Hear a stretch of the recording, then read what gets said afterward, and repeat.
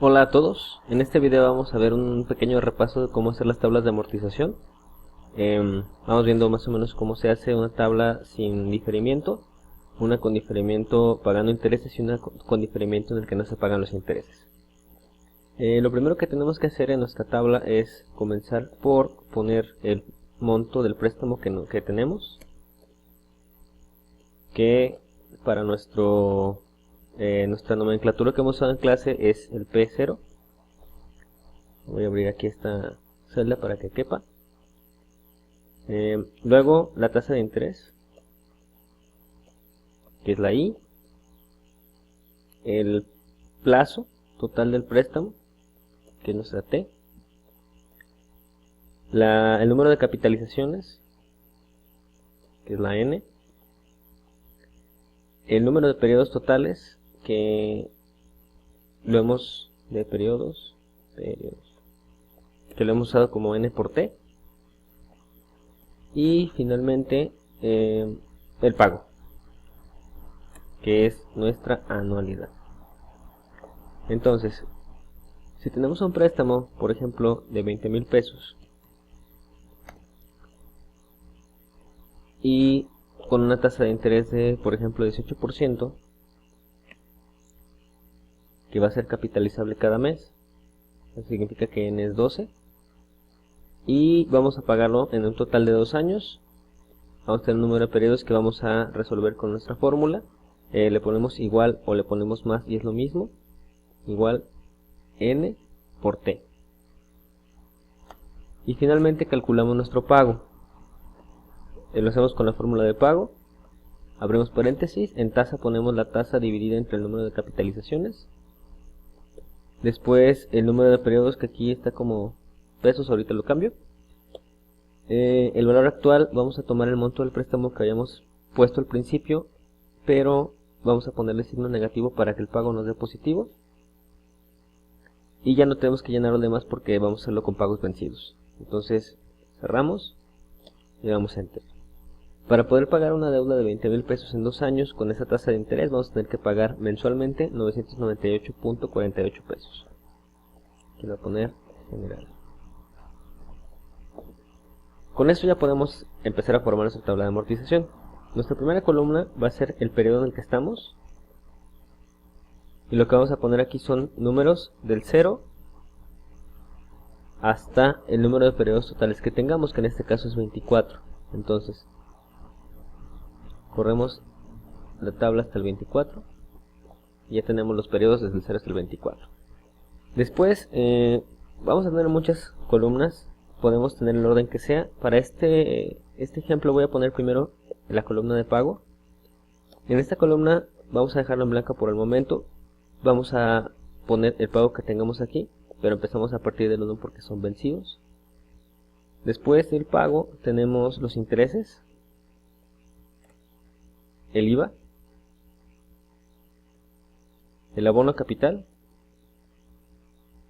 pago total y el capital insoluto, que significa que es lo que debemos en cada momento. El 0 es el día de hoy en el cual pedimos nuestro préstamo. Eso significa que el capital insoluto del día de hoy es exactamente lo que debemos. Y lo ponemos aquí, 20,000. En pago vamos a poner el pago que calculamos aquí, la anualidad, y la anclamos utilizando el botón F4. Después los intereses van a ser el 20,000, que es lo que debemos en este momento, multiplicado por la tasa de interés del periodo, o sea, el 18%, que es el anual, dividido entre el número de capitalizaciones, que es 12. Aquí me faltó anclar esta, dividido entre las capitalizaciones, que son 12, también las anclamos. El IVA se cobra solamente sobre los intereses, entonces multiplicamos 0.16 por los intereses. El abono capital es el pago que calculamos menos los intereses, y el pago total lo vamos a poner aquí como la suma de intereses más IVA más abono capital.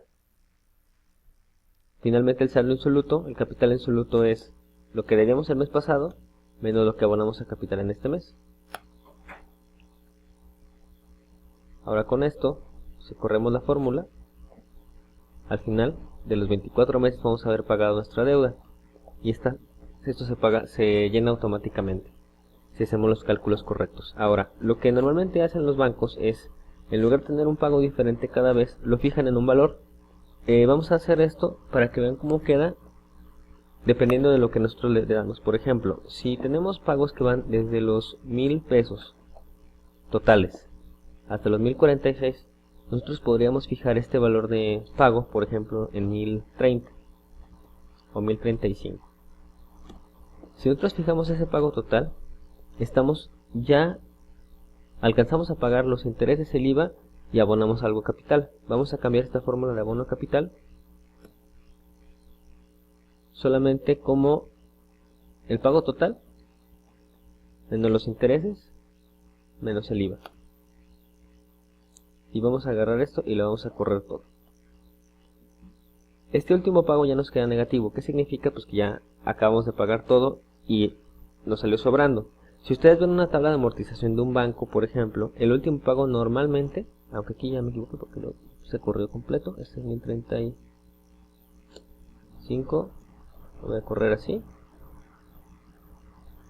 El último pago normalmente es más pequeño. El último pago que se hace normalmente es más pequeño que los demás pagos. ¿Por qué? Porque todo eso que pagamos extra se va abonando a capital.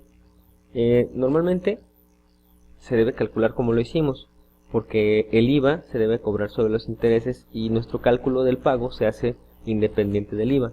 Pero en muchos casos lo hacen así en los bancos con la intención de simplificarle al cliente el pago que va a hacer en ventanilla cada mes que le toque.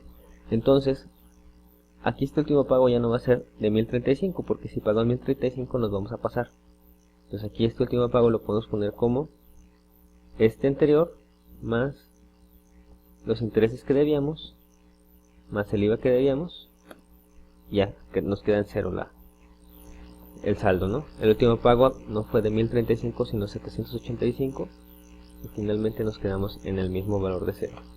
Sin embargo, lo correcto sería hacer como lo hicimos previamente, correr el pago como lo hicimos, sumarlo en pago total al interés y al IVA y el capital insoluto restarle el abono capital. Si se fijan, el abono capital aquí es diferente cada vez a lo que habíamos hecho originalmente, pero no importa, lo importante es que se pagan los intereses y el IVA cada vez y ya lo que reste del pago se va a abonar a capital. Entonces lo que voy a hacer para continuar con esto es esta misma tabla de amortización, la voy a copiar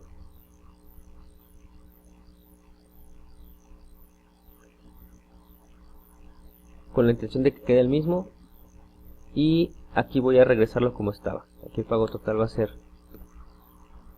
intereses más IVA más abono capital.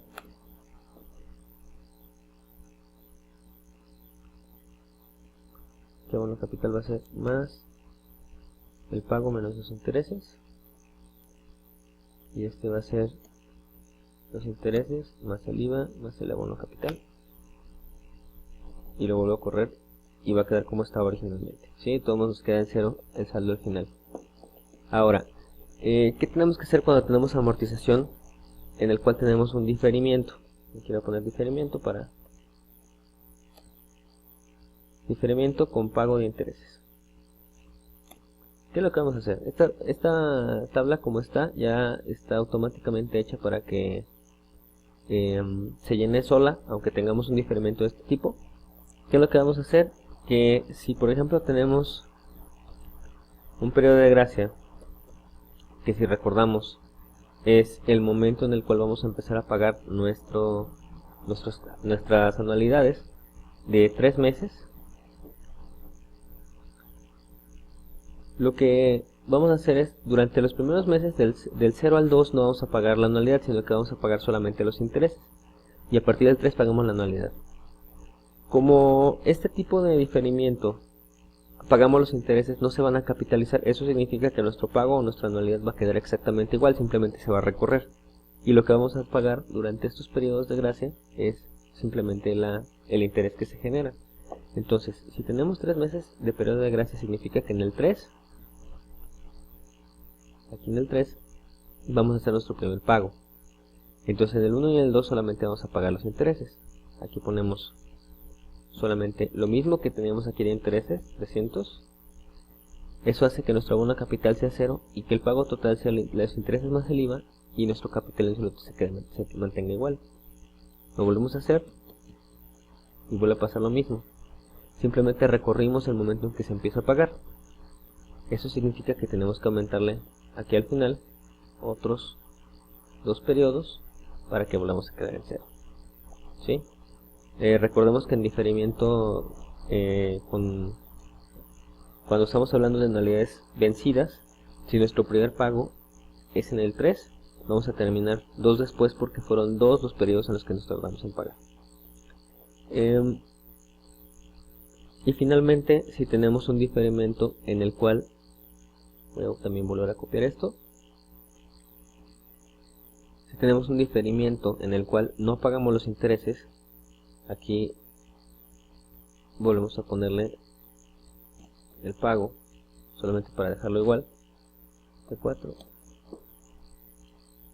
como estaba, pues 0, voy a borrar estos 2 periodos, lo vamos a volver a poner, pero ya que esté con el diferimiento que es.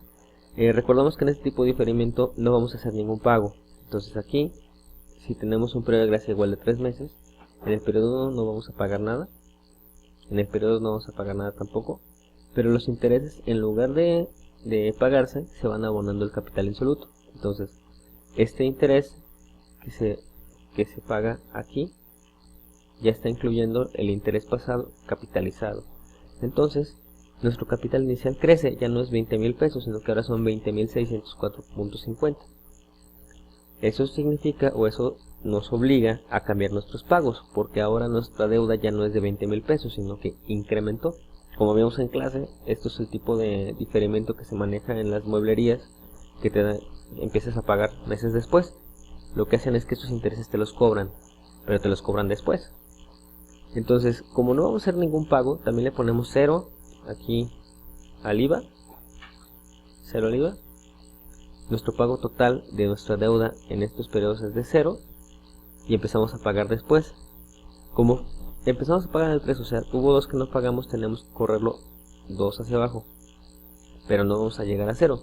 ¿Por qué? Porque como creció nuestro capital inicial, tenemos que cambiar nuestra anualidad. Entonces aquí, en la anualidad, vamos a agarrar y en lugar de tomar nuestro capital inicial como los 20,000, vamos a borrar y vamos a agarrar estos 20,604.